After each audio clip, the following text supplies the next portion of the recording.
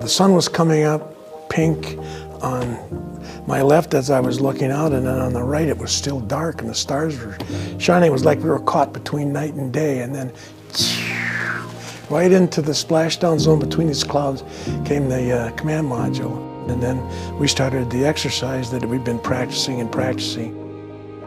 As I say, there were thousands of us that day, all dedicated to getting the astronauts home safe. Each of us had our small part, and we practiced it over and over and over again. And of course, on this mission, failure was not an option. Most of the teams and the helicopters and the pilots and all had been around for Apollo 8, Apollo 10. The only difference was that now we had to do the decontamination. The idea was to maintain quarantine because there was a concern that they might be bringing back a lunar pathogen. First swimmer out attaches a sea anchor to keep the command module from walking downwind. Then I jumped in, I set up the decontamination bottles. Astronauts, of course, might come out with some of the lunar dust on their biological isolation garments, so that's why they had to be decontaminated with the bleach.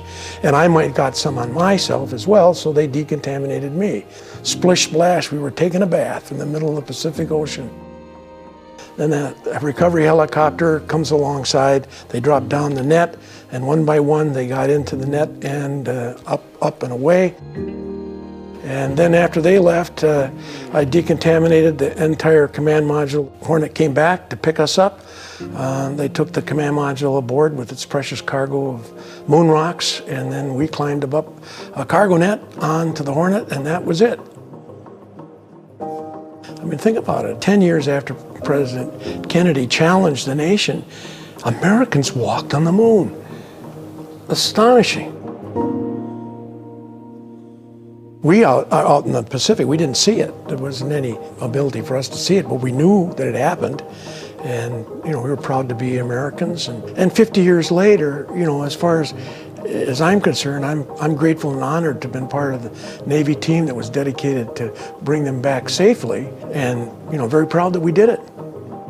I'm Clancy Hatleberg, and I was one of the thousands of Navy personnel dedicated to bringing the Apollo 11 astronauts home safely. Happy birthday, Navy!